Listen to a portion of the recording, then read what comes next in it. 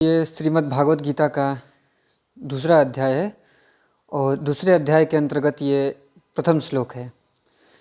तो जो दूसरा अध्याय है ये इस श्लोक के साथ शुरू होता है और इस श्लोक में हम देखेंगे कि अर्जुन जो है वो थोड़े भयभीत हो गए हैं, क्योंकि उन्हें अपने ही लोगों के साथ युद्ध करना है। जीवन में हम बहुत से अस्त्रों पर लड़ाई करते हैं, या ऐसा बोलें हमारे अगल बगल बार बार झगड़ा होता है, उसे भी हम देखते हैं। उसे ही हम छोटा तरह से युद्ध बोल सकते हैं या बड़ा युद्ध बोल सकते हैं। तो उसे हम अगर भागवत गीता के सापेक्ष में बात करें तो युद्ध ही बोलेंगे, ठीक है। तो हम भी युद्ध करते रहते हैं हमेशा। जरूरी नहीं है कि भागवत गीता सिर्फ बड़े युद्ध के लिए ही है। यह हर हमारे जीवन के छोटी से छोटी और बड़ी से बड़ी जो भी विपरीत स्थिति बनती है जिसमें हम युद्ध करते हैं, हम जूझते हैं, उस चीज़ को समझाने के लिए है। और उस चीज़ को समझने में भगवत गीता हमें मदद कर सकती है कि आखिर वो चीज़ क्यों उत्पन्न हुई है और उसका उपाय क्या है, हमें कहाँ तक करना होगा, हमें क्या परिस्थितियों से लड़ना होगा या हमें स्वयं से लड़ना होगा, या सिर्फ हमें स्वयं से लड़ना होगा या सिर्फ परिस्थितियों से लड़ना होगा, या हमें दोनों से लड़ना होगा या दोनों को छोड़ के भाग जाना होगा। तो हमें कैसे ये चीज़ को, जब भी हमारे सामने जो परिस्थिति उत्पन्न हो रही है उससे हमें कैसे जूझना होगा। तो उस चीज़ को जूझने के लिए बार बार हम देखते हैं कि हमारे जीवन में विपरीत परिस्थितियाँ बनती है और हम युद्ध करते हैं। उस परिस्थिति में हम अपने आप को बारंबार पाते हैं, हर दिन पाते हैं, कभी कभी तो एक क्षण के बाद दूसरा क्षण में हम अपने आप को पाते हैं। तो उस चीज़ों से हमें कैसे निपटना है, उस चीज़ के बारे में जो शुद्धतम जो चीज़ें हो सकती हैं वो भागवत गीता में कही गई है। हो सकता है कि इससे भी आगे कुछ चीज़ें हों, लेकिन अभी तक वो शायद न पता चली हों, ठीक है। तो अभी तक जितना वो हो सकता है उस चीज़ की, उस बारे में यहाँ पे कही गई है। तो उसी धर्म संकट में अब यहाँ पे जो भागवत गीता में दिया गया है, इसमें जो ये चीज़ है, जो अध्याय 2 में, तो अर्जुन के सामने भी एक विपरीत स्थिति उत्पन्न हुई है। विपरीत स्थिति अक्सर उत्पन्न होते रहती है और विपरीत स्थिति उत्पन्न होने के लिए दो चीज़ों का होना अनिवार्य है। तो अर्जुन के पास भी, अर्जुन के नज़र में भी दो चीज़ें उत्पन्न हुई हैं। एक ऐसी चीज़ें है जिसे वो स्वयं समझते हैं और एक चीज़ ऐसी है जिसे वो स्वयं से अलग समझते हैं। तो वही चीज़ हम बता रहे थे उसके पहले कि जब भी हम युद्ध करते हैं तो युद्ध अलग अलग स्तरों पे होता है। कभी हमें युद्ध दूसरों से करना होता है जिसे हम अपना नहीं समझते हैं, तो चीज़ें आसान हो जाती हैं, हम उससे आसानी से लड़ लेते हैं। लेकिन जब हमें स्वयं के, जिसे हम अपना मानते हैं, उसके साथ युद्ध करना हो, उसके जब हमारे स्वयं जिसे हम अपना मानते हैं वही हमारे विपरीत हो जाएं, तो वहाँ पे समस्या अधिक विपरीत गंभीर हो जाता है। अगर कोई दूसरा है जिसे हम जानते नहीं हैं वो हमारे विपरीत खड़ा है, तब तो कोई समस्या नहीं है। लेकिन अगर कोई ऐसा व्यक्ति है जिसे हम जानते हैं, जिसे हम पहचानते हैं, जो हमेशा हमारे साथ रहा है, और वो हमारे विपरीत खड़ा हो जाए, तो उस परिस्थिति में हमें क्या करना चाहिए और उस परिस्थिति में हम अपने बुद्धि का, अपने विवेक का कैसे इस्तेमाल करें, ये हमारे लिए एक बड़ा गंभीर प्रश्न हो जाता है। और ऐसे ही गंभीर प्रश्नों का उत्तर हमें भागवत गीता में मिलता है कि आखिर उसे हम गंभीर प्रश्न समझते ही क्यों हैं, कहीं हम कुछ गलत तो नहीं समझ रहे हैं जिसके वजह से हमें वो चीज़ गंभीर दिखने लग रही है। तो उस चीज़ को ही यहाँ पे हम देखेंगे, समझेंगे। ये सारे प्रश्न के उत्तर हमें धीरे धीरे मिलेंगे, ठीक है। तो ऐसे कर करके तो बहुत सारे प्रश्न हो जाएंगे, तो उन सारे प्रश्नों को हम भविष्य के लिए ही छोड़ देते हैं और समय पर छोड़ देते हैं कि जैसे जैसे वो चीज़ें आएंगी वैसे वैसे हम उन प्रश्नों का उत्तर जानने का प्रयास करेंगे। तो अभी देखते हैं कि अर्जुन के सामने वो परिस्थिति उत्पन्न हुआ है और उस परिस्थिति में अर्जुन क्या सोचते हैं। तो यहाँ पे ये जो प्रथम श्लोक है, इस श्लोक में जो है धृतराष्ट्र जो है उनको ये श्लोक बताया जा रहा है, और जो बताने वाले जो हैं वो है संजय। संजय को दिव्य दृष्टि प्राप्त था महर्षि व्यास के द्वारा, और महर्षि व्यास ने उन्हें दिव्य दृष्टि दिया था जिससे वो धृतराष्ट्र को युद्ध भूमि में हो रहे सारी चीज़ों को बता रहे थे। महर्षि व्यास ने धृतराष्ट्र से भी, ये जो राजा थे धृतराष्ट्र, उनसे भी पूछे थे कि अगर वो युद्ध देखना चाहते हैं तो उन्हें दिव्य दृष्टि दे देंगे। लेकिन धृतराष्ट्र ये उत्तर देते हैं कि चूँकि मैं सारा जीवन लोगों को नहीं देखा हूँ, अपने लोगों को नहीं देखा हूँ, तो अब दृष्टि लेकर के युद्ध को क्यों देखूँ, जहाँ पे सारी चीज़ें खत्म हो जाएंगी, मैं वैसी चीज़ों को क्यों देखूँ, मैं उन चीज़ों को नहीं देखना चाहता हूँ। ठीक है, तो ये उनका तर्क था। तो उन्होंने बोला कि ठीक है, अब मैं देखना नहीं चाहता हूँ, सिर्फ सुनना चाहूँगा। तो वो उनके बगल में जो संजय थे वो दिव्य दृष्टि लेने को तैयार हो गए, तो उनको दिव्य दृष्टि दिया गया और वही सारा वृत्तांत जो युद्ध भूमि में घटित हो रहा था एक एक करके धृतराष्ट्र को बताते थे कि कैसे कैसे क्या क्या चीज़ घटित हो रहा है। तो प्रथम श्लोक भी वही बता रहे हैं धृतराष्ट्र को कि ये श्लोक में कहा जा रहा है कि तम तथा कृपया आविष्टम अश्रुपूर्ण आकुल इक्षणम विषिदंतम इदम वाक्यम उवाच मधुसूदन। यानी कि इसी श्लोक को अगर हम लोग सही क्रम में सजा दें, क्योंकि संस्कृत में जो शब्द होते हैं वो इधर से उधर रखे गए होते हैं, जिससे उनमें संधि विच्छेद हुआ रहता है, तो उस चीज़ की वजह से ही श्लोक को एक साथ पढ़ना थोड़ा सा कठिन होता है। तो उस चीज़ को हम यहाँ पे तोड़ के अगर हम पढ़ेंगे तो उसका अर्थ होगा कि तथा कृपया आविष्टम तम विषिदंतम, ठीक है, अश्रुपूर्ण आकुल इक्षणम मधुसूदन इदम वाक्यम उवाच। यानी कि इस प्रकार भय से व्याप्त हुए अर्जुन के प्रति जो कि विषाद कर रहे हैं, यानी कि जो दुख में हैं, अर्जुन को भय लग रहा है। ठीक है, और उस भय की वजह से उन्हें दुख हो रहा है, विषाद हो रहा है, जिनके नेत्रों की देखने की शक्ति आंसुओं से अवरुद्ध हो रही है, और भय की वजह से जो उनके मन में विषाद हो रहा है, जो भय हो रहा है, विषाद हो रहा है, उसकी वजह से उनके आँख जो है आंसुओं से भर गए हैं, और उन आंसुओं की वजह से उनकी जो देखने की शक्ति है वो अवरुद्ध हो गई है। और इस स्थिति में पा करके मधुसूदन जो कृष्ण हैं वे कुछ वचन बोलते हैं। तो यहाँ पे कुछ चीज़ें समझ लेते हैं कि उन्हें भय हुआ है। भय का कारण क्या है? भय का कारण यह है कि हम चीज़ों को विपरीत देखें, विपरीत स्थिति में दिखाई दे रही, उसी की वजह से भय होता है, और भय से ही विषाद उत्पन्न होता है। जब हम डरेंगे तो विषाद भी उत्पन्न होगा ही होगा, भय भी उत्पन्न होगा ही होगा। तो अर्जुन का भय क्या है कि उन्हें लग रहा है कि जो मेरे अपने हैं, यहाँ पे अगर हम दूसरों को लेकर के चलते तो कोई समस्या नहीं होता, उन्हें भय उत्पन्न ना होता। अगर उन्हें किसी दूसरे राज्य के राजा के साथ लड़ना होता तो उनके मन में कोई भय नहीं होता। लेकिन यहाँ पे अर्जुन को लग रहा है कि जिन्हें वो अपना मानते हैं, ठीक है, जिन्हें वो अपना मानते हैं, उनके साथ उनको युद्ध करना पड़ रहा है। तो इस चीज़ को लेकर के उन्हें भय उत्पन्न हो रहा है। उन्हें लग रहा है कि ये जैसे मैं स्वयं को ही मार रहा हूँ। ये अर्जुन के मन का विचार है, जो अभी तत्काल उनके मन का विचार है कि अर्जुन को ऐसा लग रहा है कि मैं स्वयं को ही मार रहा हूँ। हम जब भी किसी चीज़ को अपना समझ लेते हैं तो उसके साथ और उसको जब क्षति पहुँचती है तो हमें हमारे मन में भय उत्पन्न होता है। एग्जाम्पल के लिए अगर मान लेते हैं कि हम सभी भारत देश में रह रहे हैं और भारत का किसी दूसरे देश के प्रति दूसरे देश के साथ युद्ध उत्पन्न हो जाए, तो जब भी हमारे सैनिक जाते हैं युद्ध करने के लिए तो हमें उन सैनिकों के प्रति थोड़ा सा डर होगा कि हमारे सैनिक न मारे जाएं। हम चाहेंगे कि हमारे सैनिक युद्ध में सुरक्षित रहें। वो चूँकि वे हमारे लोग हैं तो हमें उनके प्रति अपनी श्रद्धा रहेगी, भावना रहेगी। ऐसी श्रद्धा ना बोलेंगे उस शब्द को, क्योंकि भावना ही हम यहाँ पे बोलेंगे तो ज़्यादा उचित रहेगा, क्योंकि श्रद्धा शब्द अलग होता है। तो शब्दों की मर्यादा का भी उल्लंघन ना करेंगे तो ही चीज़ों को अच्छे से समझ पाएंगे लोग। तो उसे हम बोलेंगे भावना। तो जो हमारे सैनिक लोग जाते हैं तो उनके प्रति हमारी एक भावना होती है, जो भावना बोलती है कि हमारे लोग ही जीते, हमें मतलब कि ना वैसा करना पड़े। ठीक है, तो ऐसा जो समस्या होती है ये चीज़ उत्पन्न होता है, तो उन समस्या में हम अपने आप को रख नहीं पाते हैं। तो चूंकि ये चीज़ें फिर भी ठीक होती है कि जब हमारे सैनिक किसी दूसरे देश के साथ लड़ रहे हैं, लेकिन कभी कभी देश में ऐसा स्थिति उत्पन्न होता है जहाँ पे देश के अंदर के ही लोग कुछ गलत कार्य करने पड़ते हैं, और उनके लिए भी हमें थोड़ा से कठोर जो नियम है अपनाने पड़ते हैं। तो वहाँ पे हमें चीज़ें, अगर कोई भी चिंतित व्यक्ति होगा, कोई भी अगर ऐसा व्यक्ति होगा जो थोड़ा सा सोचता होगा, तो उसके मन में थोड़ा ज़्यादा दुख होगा कि क्यों हमारे जो अपने ही लोग हैं वो क्यों हमारे विरुद्ध खड़ा हो रहे हैं। और जब हम उसके अब चूँकि विरुद्ध खड़ा हो गए हैं और जो लड़े, अब सिचुएशन ऐसा उत्पन्न होगा तो लड़ने भी जाना होगा, तो हमें ऐसा लगेगा कि हमें स्वयं ही उन्हें मारना जाना होगा। तो एक ऐसे ही मैंने कहीं पे सुना था कि जिसमें कि एक सिंपल सा गाना ही था, अभी तुरंत मैंने एक मूवी देखा था, एनिमल फिल्म था, तो उसमें बोलता है कि गाना, अंत में एक गाना आता है तो उसमें बोलता है कि मुझे उसे ही मारना है जिसे मैं अपना समझता हूँ, उसके खिलाफ ही युद्ध करना है। तो ये ऐसा ही सिचुएशन यहाँ पे थोड़ा सा अर्जुन के प्रति भी है कि मैं उसे ही मारना चाहता हूँ या उनके प्रति हमें युद्ध करना है जो हमारे अपने हैं, ठीक है।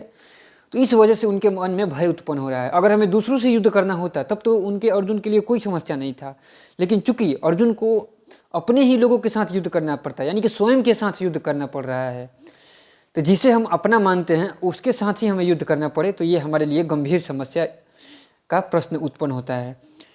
और इस वजह से हमारे मन में भय उत्पन्न होता है और भय से विषाद उत्पन्न होता है, और उसी विषाद की वजह से हमारे आँख जो है आंसुओं से भर जा रहे हैं।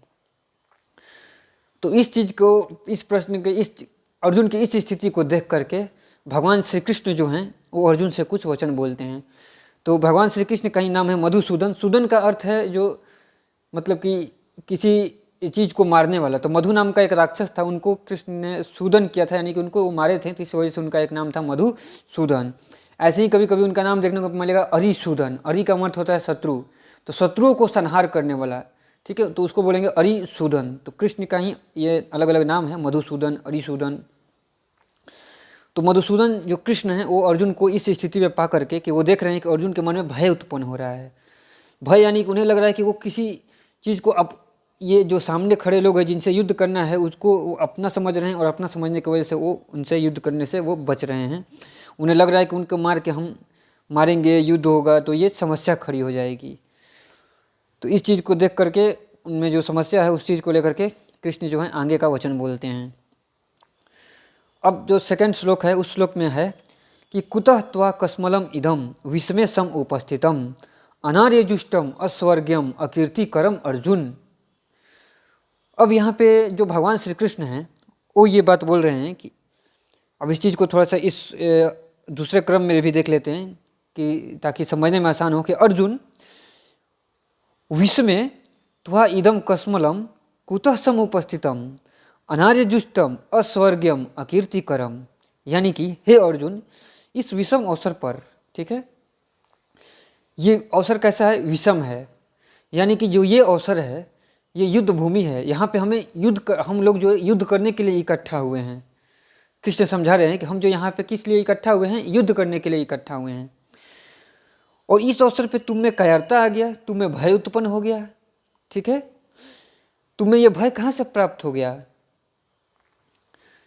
और ये जो भय है इसका कभी भी कोई श्रेष्ठ पुरुष जो है इस भय का सेवन नहीं करते हैं, ठीक है, इस समय में इस कोई भी श्रेष्ठ पुरुष इस भय का सेवन नहीं करते हैं, यानी कि ऐसा भय नहीं पालते हैं। और इस भय से कृष्ण बोलते हैं अर्जुन से कि जो तुम्हारे मन में ये भय उत्पन्न हुआ है, इस भय से न तो तुम्हें स्वर्ग मिलेगी और न ही कोई कीर्ति मिलेगी, ठीक है। कृष्ण जो है अर्जुन को ये चीज़ को समझा रहे हैं।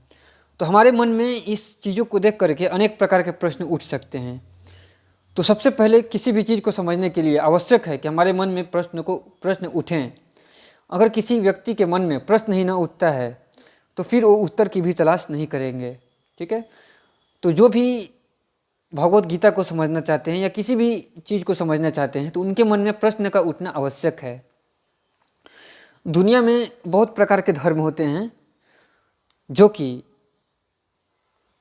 लोगों को कुछ कुछ समझाते हैं, और समझाने के क्रम में ऐसा होता है कि धर्म ऐसा समझा देते हैं कि तुम प्रश्न उठाना ही बंद कर दो, तुम प्रश्न ना उठाओ, ठीक है, तुम्हें संदेह नहीं करना चाहिए। बहुत सारे ऐसे धर्म होते हैं जो ऐसा बोलते हैं कि हमें संदेह नहीं करना चाहिए, क्योंकि संदेह करने से तुम में अविश्वास पैदा हो जाएगा। लेकिन जो कुछ धर्म ऐसे होते हैं जो ऐसे हैं जो कि संदेह करना सिखाते हैं, तुम जितना संदेह कर सकते हो करो और फिर अपने सारे संदेहों को समाप्त करो। यहाँ पे ये जो श्रीमद् भागवत गीता चल रही है, कृष्ण जो हैं अर्जुन को अगर डायरेक्ट आज्ञा ही देना होता तो सीधे आज्ञा दे सकते हैं, लेकिन श्री कृष्ण अर्जुन को आज्ञा नहीं दे रहे हैं बल्कि समझा रहे हैं। उनके मन में अगर छोटा सा छोटा भी प्रश्न है तो उस चीज़ को क्लियर कर रहे हैं। इसके वजह से यहाँ पे 700 श्लोक युद्ध भूमि में सिखाया जा रहा है। अगर यही अर्जुन थोड़ा सा पहले भी पूछ लिए होते या पूछते तो कृष्ण उनको पता नहीं कितना समझाते, बहुत समझा सकते थे। लेकिन युद्ध भूमि की स्थिति में जहाँ पे युद्ध हो रहा है उस स्थिति में भी कृष्ण जो है अर्जुन को 700 श्लोकों का जो है श्रीमद् भागवत गीता रूपी ज्ञान दे रहे हैं। तो जहाँ कुछ धर्म बोलते हैं कि हमें ज्ञान नहीं चाहिए या हमें किसी चीज़ पे संशय नहीं करना चाहिए, सीधे जो है उसे मान लेना चाहिए। तो जो भी धर्म ऐसा आग्रह करता है कि नहीं हमें मान लेना चाहिए, तो वो धर्म बुरा है। मैं नहीं जानता कि ऐसा धर्म कौन करता है या कौन सा धर्म कर रहा है, वो कौन से लोग ऐसा कर रहे हैं। अगर ऐसा कोई भी व्यक्ति है जो किसी भी चीज़ को अपने अंधे दृष्टिकोण से ही मान लेता है, उसको मतांध मान करके सीधे उसको अपनी जो है मान लेता है कि नहीं ये चीज़ सीधे सही है, तो वो चीज़ आज नहीं तो कल सबसे पहले समाज को दूषित करता है, और समाज के बाद समाज से भी पहले वो उस व्यक्ति को दूषित कर देता है। क्योंकि कोई भी चीज़ जब हम गलत करते हैं तो दूसरा कोई चीज़ गलत हो या ना हो, हमारे साथ गलत अवश्य हो जाता है। ये धर्म का प्रथम ज्ञान है कि किसी भी चीज़ का दूसरे के साथ समस्या हो या ना हो, हमारे साथ पहले समस्या हो जाती है। ये बात को हमें तथ्य के रूप में स्वीकार करना होगा, ठीक है। क्योंकि और इस चीज़ को हम देखेंगे कि ऐसा चीज़ ये क्यों बोला जा रहा है, क्योंकि अगर हम इस चीज़ को ना समझेंगे, अगर हम किसी चीज़ को भी वहाँ तक को ना समझेंगे, नहीं समझेंगे, तो ऐसा होता है कि जब भी किसी चीज़ को हम ऐसे ही बोलेंगे तो उससे यही समस्या होती है कि सबसे पहले जब भी वो चीज़ होता है, सबसे पहले हमारा विनाश करता है, और हमारा विनाश करने के साथ साथ वो थोड़ा सा प्रकृति का भी विनाश करता है, ठीक है। और प्रकृति का विनाश या किसी भी चीज़ का विनाश होता है तो विनाश का उत्तर तो विनाश ही प्राप्त होता है। ये हम इस महाभारत से सीखेंगे, ठीक है, कि विनाश का उत्तर विनाश ही प्राप्त होगा। और कृष्ण भी बताएंगे कि जो भी जिस रूप में मेरे को भजता है उसी रूप में मैं उसका जवाब देता हूँ, ठीक है। तो अगर हम चीज़ों को नहीं समझेंगे अच्छे से और गलत करेंगे तो हमारे साथ गलत होकर ही रहेगा, और उसके साथ उसका परिणाम हम भोगेंगे या हमें भोगना ही पड़ेगा। तो इसलिए कृष्ण बोलते हैं कि तुम चीज़ों को पहले अच्छी तरीके से समझो, धर्म को अच्छी तरीके से समझो। नहीं समझ में आ रहा है तो बार बार प्रश्न उठाओ और चीज़ों को समझो। बिना समझे तुम गलत कार्य करने की इतनी जल्दी उत्सुकता न पालो, क्योंकि अगर बिना समझे हम सिर्फ कार्य ही करते जाएंगे तो अधिक संभावना है कि हम गलत कार्य करेंगे, और उसका परिणाम यह होगा कि हम स्वयं सबसे पहले स्वयं को विनाश करेंगे, और स्वयं के साथ साथ समाज, संसार, सब चीज़ का विनाश करेंगे। और परमात्मा के लिए तो उनका इतना है कि एक संसार विनाश भी हो जाएगा, धरती विनाश भी हो जाता है तो कोई उनके लिए बड़ी बात नहीं है, वो तो हमेशा प्रकट चलते ही रहता है। उस चीज़ को हम यहाँ पे समझेंगे, ठीक है। हमारी बुद्धि कम है तो वो अलग बात है। तो वहीं कृष्ण यहाँ पे इस चीज़ को समझाएंगे। तो इस विषम अवसर पे, ये जो विषम अवसर है जहाँ पे अब ये विषम अवसर उपस्थित हुआ है, तो लोगों के मन में ऐसा प्रश्न हो सकता है कि ये कृष्ण मतलब कि कैसे हम इनको कैसे भगवान मान ले कि जो बोल रहे हैं कि नहीं चलो युद्ध किया जाए, ठीक है। ये तो युद्ध प्रिय व्यक्ति हो गए हैं, मतलब कि किसी के मन में ऐसा विचार आ सकता है कि कृष्ण बहुत ही ज़्यादा युद्ध प्रिय हैं, वो युद्ध करने के लिए ही मतलब कि हमेशा आतुर रहते हैं। तो ये बात वही व्यक्ति बोल सकता है जो सीधे के सीधे मूर्ख है, जिसे महाभारत का ज्ञान नहीं है, ठीक है। वही व्यक्ति इस चीज़ को बोल सकता है कि कृष्ण जो है युद्ध प्रिय व्यक्ति हैं। हाँ, ये अवश्य है कि कृष्ण युद्ध से भागने वाले भी नहीं हैं।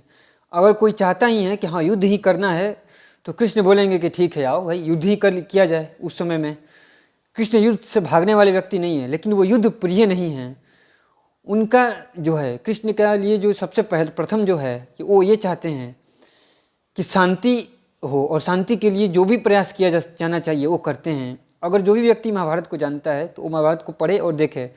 ये प्रश्न मैं नहीं दूंगा, अगर जिसका भी इच्छा है कि वो क्या वैसा क्यों स्थिति है जिसकी वजह से ये स्थिति उत्पन्न हुआ है, जहाँ पे कृष्ण को ये चीज़ समझा रहे हैं अर्जुन को, जिस वजह से क्योंकि सारे ऑप्शंस बंद होने के बाद युद्ध किया जा रहा है। तो अगर किसी व्यक्ति को ये चीज़ नहीं मालूम है तो सबसे पहले वो महाभारत को समझे, उसके बाद उसको ये उत्तर मिल जाएगा कि क्यों ये कब स्थिति है जहाँ पर युद्ध करना हमें पड़ता है। और अगर ये जो स्थिति उत्पन्न होता है किसी भी व्यक्ति के जीवन में तो उसे भी युद्ध करना ही करना चाहिए। वहाँ पे हमें किसी भी स्थिति में भागना नहीं चाहिए, हमें युद्ध करना चाहिए। तो हम यहाँ पे अब ये मान के चलते हैं कि हमें युद्ध करना है, ठीक है। क्यों युद्ध करना है, ये स्थिति कब उत्पन्न हुआ है, इसके लिए किस परिस्थिति में उत्पन्न हुआ है, वो व्यक्ति महाभारत जाकर के सीखे तो उसे इस प्रश्न का उत्तर मिलेगा कि किस परिस्थिति में कृष्ण ये बोलने के लिए यहाँ पे ये बोल रहे हैं कि तुम्हें अर्जुन से बोल रहे हैं कि युद्ध करना है, ये कायरता की स्थिति है। क्योंकि सीधे सीधे वो बोल रहे हैं कि अगर तुम अभी युद्ध नहीं करोगे, वही बता रहे हैं ना कि अर्जुन यहाँ से भागने के फिराक में थे। अर्जुन ये बोल रहे हैं कि अर्जुन के मन में डर उत्पन्न हो रहा है, तो कृष्ण क्या बोल रहे हैं, उनके मन के डर को खत्म कर रहे हैं। उनके मन में जो विषाद उत्पन्न हो रहा था उस विषाद को ये क्या कर रहे हैं, कृष्ण खत्म करने का कोशिश कर रहे हैं। ठीक है, उस विषाद को यहाँ पे, एक मिनट थोड़ी सी,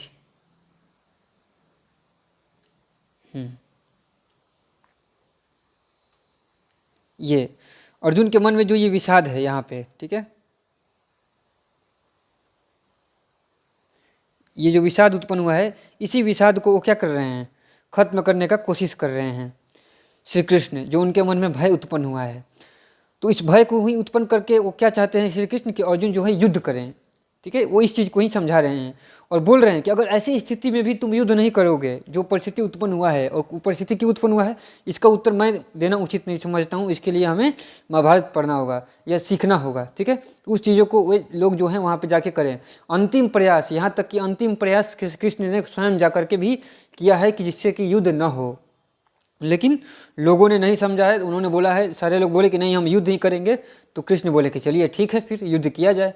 तो ये अंतिम स्थिति है जहाँ पे धर्म, शांति की स्थापना करने के लिए, धर्म की स्थापना करने के लिए, ठीक है, युद्ध एक जो पलड़ा है, महाभारत में ऐसा मैंने सुना था, महाभारत में एक ऐसा गाना आता है जिसमें कि एक पलड़े में एक तरफ युद्ध रखा हुआ है और एक तरफ शांति रखा गया है। तो उस दोनों पलड़े में हमें किस एक पलड़े को चुनना ही होगा, कृष्ण बोलते हैं। तो बहुत सारे ऐसे वहाँ पे भी विवेकवान लोग थे जो इस युद्ध से हट गए। तो कृष्ण ने बोला कि हमें युद्ध से हटना नहीं है, हमें चुनना ही होगा वहाँ पे। और किस चीज़ को चुनना होगा, हमें धर्म को चुनना होगा, हमें सत्य को चुनना होगा, क्योंकि बिना सत्य को चुने हुए, बिना धर्म को चुने हुए शांति की स्थापना नहीं हो सकती है। तो हमें उसमें अपना बल देना होगा, जिस भी रूप में हो, जहाँ भी हम रहें, जिस भी स्थिति में, जहाँ पे समाज में हो, जहाँ भी हम कार्य कर रहे हैं, जिस भी परिस्थिति में है, वहाँ पे हमें सत्य को ही चुनना होगा। कभी कभी हम अपनी किसी वासना की वजह से, तो हमारे मन में वासना कैसे खत्म होगी, इसके लिए पूरा गीता है। ठीक है, उस पूरे गीता को समझेंगे कि क्या क्या चीज़ पहले वासना बोला जा रहा है, उस चीज़ को भी हम समझेंगे। तो बिना उस चीज़ को समझे तो ये चीज़ क्लियर हो ही नहीं सकता है। तो हमें सारी वासनाओं को भी समझना होगा कि क्या क्या हमारे मन में वासनाएं चलती हैं और क्या क्या जो है मन में विकार है, उस सारे चीज़ को हम समझेंगे कि श्री कृष्ण यहाँ पे समझाएंगे, तभी जाकर के हम उस चीज़ को समझ सकते हैं, तभी हमारी बुद्धि जो है शुद्ध हो सकती है। अन्यथा हम भी किसी चीज़ को करते हैं और हम चीज़ों को समझ नहीं पाते हैं। अभी अर्जुन भी उस चीज़ को नहीं समझ पा रहे, इसी वजह से उनमें जो है यहाँ पे क्या उत्पन्न हुआ है, भय हो रहा है। क्योंकि भय का एकमात्र कारण होता है अज्ञान, कि अज्ञान से ही भय उत्पन्न होता है। अगर हमें ज्ञान प्राप्त हो जाए, ठीक है, अगर जो ज्ञान है यहाँ पे ज्ञान प्राप्त हो जाए, जो कि नॉर्मल, अगर हमारे मन से सारे ज्ञान प्राप्त होने का मतलब होता है एक प्रकार से कि हमारे अंदर से, क्योंकि हमारे अंदर से सारे डर समाप्त हो जाएं। अगर हम सारी चीज़ों को समझ लें, कि जो चीज़ों को जब हम समझ लें, हमारे अंदर से अहंकार खत्म हो जाए, तो जब वो चीज़ें खत्म हो जाती हैं तो उसी के साथ साथ भय भी खत्म हो जाता है। क्योंकि भय का कारण ही होता है अहंकार। जब हमारे मन में अहंकार होता है, जब हमारे मन में, अगर हम बोलेंगे कि भावना होता है, ठीक है, ममता होता है, मोह होता है, तो मोह की वजह से ही भय उत्पन्न होता है। अगर हमारे मन में प्रेम उत्पन्न हो जाए तो फिर सारा भय समाप्त हो जाता है, सारा मोह समाप्त हो जाता है, और फिर कोई विषाद भी हमारे लिए नहीं होता है। लेकिन यहाँ पे जो भी हमारे मन में भय हो रहा है, उस भय का कारण यह है मोह, मोह और अहंकार। ठीक है, तो उसी वजह से जो है यहाँ पे हमारे मन में भय उत्पन्न हो रहा है। तो उस चीज़ को हम लोग समझते हैं कि ये ऐसा आखिर क्यों हो रहा है। तो वही यहाँ पे कृष्ण समझा रहे हैं यहाँ पर अर्जुन को कि तुम्हारे मन में जो भय उत्पन्न हुआ है, जो मोह उत्पन्न हुआ है, उसी की वजह से प्रॉब्लम है। और तुम्हें अपने अंदर से ये जो कायरता है, यानी कि जो ये भय है, ठीक है, जो ये भय है, ये जो मोह उत्पन्न हुआ है, उस चीज़ को तुम क्या करो, छोड़ दो। क्योंकि इसके वजह से न तो तुम्हें कीर्ति मिलेगी और ना ही तुम्हें स्वर्ग मिलेगा। ये दोनों चीज़ को बता रहे हैं। तो कृष्ण अभी तो जैसे हम समझेंगे, कृष्ण तो लालच दे रहे हैं अर्जुन को कि तुम्हें कीर्ति के लिए काम करो, तुम इसके लिए काम करो। तो कृष्ण अभी छोटा सा ही चीज़ समझा रहे हैं, जिसकी वजह से अगर अर्जुन इसी चीज़ से समझ जाते हैं तो बढ़िया बात है वो युद्ध करने के लिए। क्योंकि कृष्ण को पता है कि जो अभी परिस्थिति उत्पन्न हुआ है उसमें युद्ध ही जरूरी है, बिना युद्ध का तो कार्य हो ही नहीं सकता है। वो चीज़ यहाँ पे बता रहे हैं।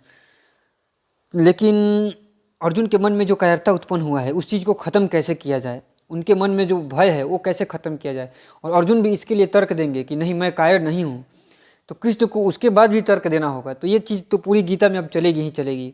तो हमें ये समझना है कि कृष्ण जो बोल रहे हैं कि तुम जो ये कार्य कर रहे हो, तुम्हारे जो आँख है आंसुओं से अवरुद्ध हो रहे हैं, तुम्हारे नेत्रों की देखने की क्षमता समाप्त हो रही है, तुम्हारे मन में जो भय से विषाद उत्पन्न हुआ है, ये सारे चीज़ जो है बिल्कुल भी सही नहीं है। ये जो अपने मन से कायरता है, इस कायरता को क्या करो तुम, तुरंत ही निकाल दो, इस कायरता को समाप्त कर दो। और कायरता को इसलिए समाप्त कर दो क्योंकि इस कायरता से तुम्हें न तो स्वर्ग मिलेगा और न ही कोई कीर्ति मिलेगी। इस दोनों ही चीज़ को क्या करो तुम, छोड़ दो। तो हमारे मन में ये विचार आ सकता है कि कृष्ण जो है लालच दे रहे हैं। तो हम समझ सकते हैं कि कृष्ण यहाँ पे अर्जुन को थोड़ा सा वैसा टाइप से लालच ही दे रहे हैं, जिससे कि अगर तुम ऐसा करोगे तो तुम्हें स्वर्ग नहीं मिलेगा, क्योंकि और कीर्ति प्राप्त नहीं होगा। लोग तुमको सोचेंगे कि तुम रण को छोड़ के भागने वाले हो, धर्म का पालन करने वाले नहीं हो, तो तुम्हें ना तो कीर्ति मिलेगी और स्वर्ग भी नहीं मिलेगा, क्योंकि तुम अधर्म से हट जाओगे। तो इस चीज़ को जो है कृष्ण यहाँ पे समझा रहे हैं। लेकिन हम देखेंगे कि अंत में कैसे कृष्ण जो है उससे स्वर्ग को भी छीनेंगे और कीर्ति को भी छीनेंगे, इस चीज़ को भी देखा जाएगा। तो और देखते हैं कि कृष्ण क्या बोलते हैं तीसरा श्लोक में। तो तीसरा श्लोक में यहाँ पे कृष्ण बोल रहे हैं कि कैवल्यम मां समगमः पार्थ न एतत् त्वयि उपपद्यते क्षुद्रम हृदय दौर्बल्यम त्यक्त्वा उत्तिष्ठ परंतप। यानी कि पार्थ, कैवल्यम मां समगमः त्वयि एतत् न उपपद्यते परंतप क्षुद्रम हृदय दौर्बल्यम त्यक्त्वा उत्तिष्ठ।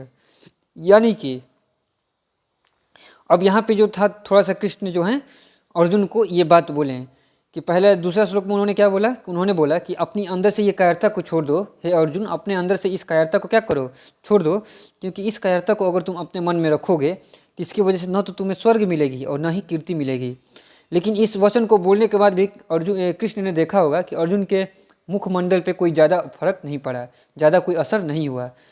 तो उस चीज़ को थोड़ा सा अपने वचन को और थोड़ा सा क्या बोल रहे हैं, और थोड़ा सा वचन में और भी थोड़ा सा बल दे करके बोल रहे हैं, थोड़ा सा बल को बढ़ा रहे हैं अपने वचन में, और बोल रहे हैं कि हे पृथानंदन अर्जुन।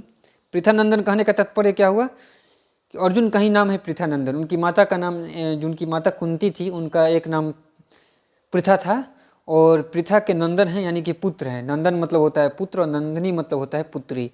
तो अर्जुन जो है एक प्रकार से पृथानंदन भी हैं उनके। तो बोल रहे हैं कि हे पृथानंदन अर्जुन, तुम इस नपुंसकता को मत प्राप्त हो। यानी कि जो तुम्हारे मन में ये कायरता आ रहा है, जो भय है, ठीक है, ये क्या है, नपुंसक विचार है।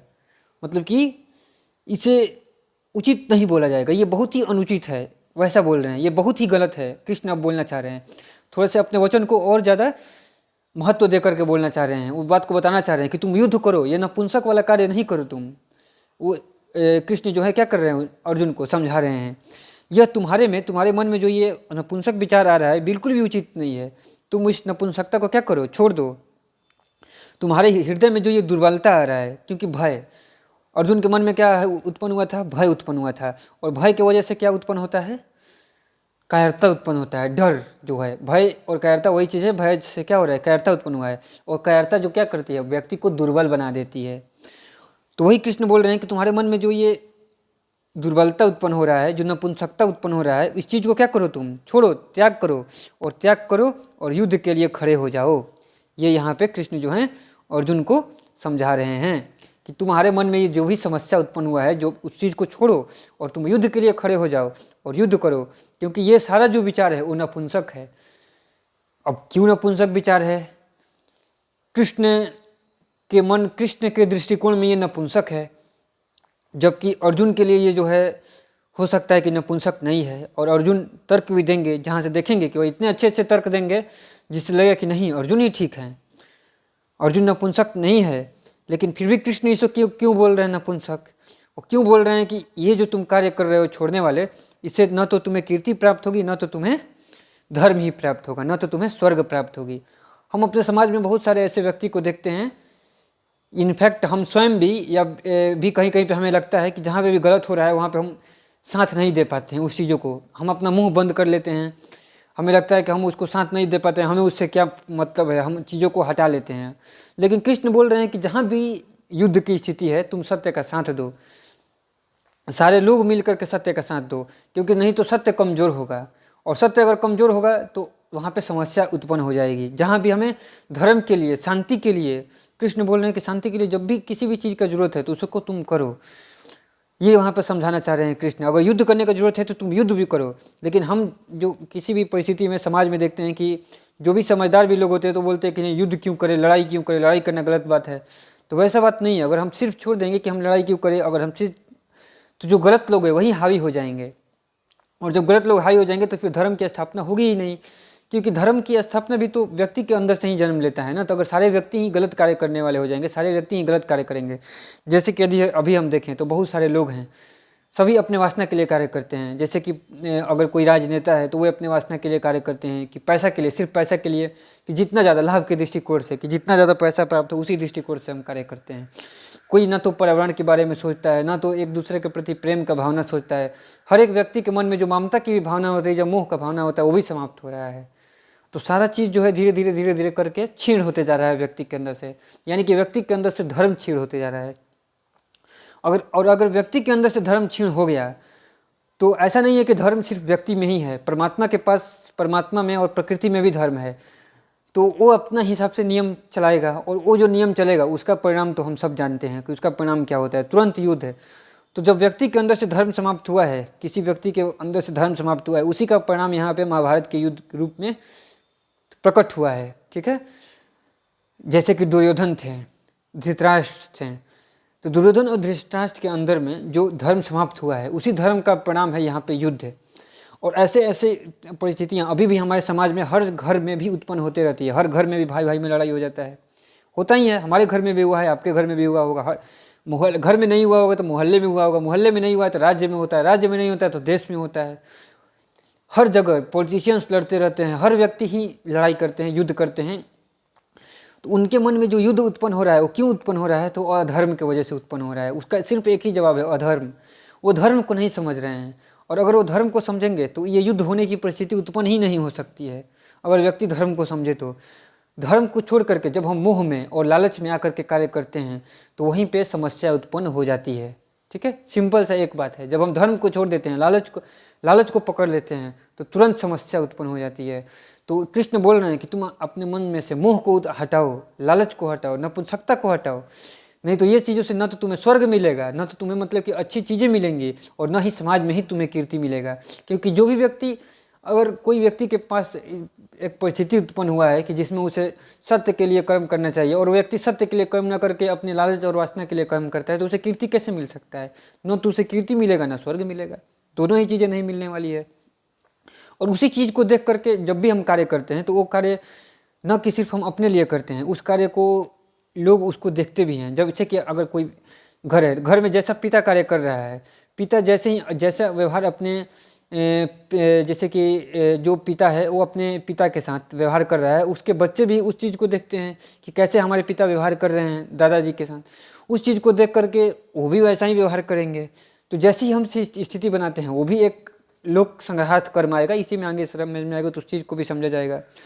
तो कृष्ण जो है यहाँ पे समझा रहे हैं कि तुम जो ये कार्य कर रहे हो ये बहुत ही गड़बड़ है। ठीक है, ऐसा तुम्हें नहीं करना चाहिए। ठीक है, अपने इस दुर्बलता को तुम पूरी तरीके से त्याग दो। ये जो है दुर्बलता है, ये मोह है। लेकिन अर्जुन इतनी आसानी से समझने वाले तो हैं नहीं, हम भी नहीं समझते हैं, तो अर्जुन कैसे समझ जाएंगे? तो अर्जुन भी इस चीज़ के लेकर के तर्क देंगे, और वो क्या तर्क देते हैं उस चीज़ को हम नेक्स्ट वीडियो में देखेंगे कि अर्जुन इसके पक्ष में क्या तर्क देते हैं। तो अभी तक तो यहाँ तक ये चीज़ें हैं कि धृतराष्ट्र को संजय ने बताया कि उनकी क्या परिस्थिति है, और उस परिस्थिति को देख करके कृष्ण जो है अर्जुन से ये 2 श्लोक बोलते हैं। अब इस 2 श्लोक के उत्तर में जो कृष्ण ने अर्जुन से बोला है, अर्जुन लौट सब जो है अपना तर्क देंगे, और उस तर्क को अब हम लोग नेक्स्ट वीडियो में समझेंगे। तब तक के लिए धन्यवाद। ओम परमात्माय नमः।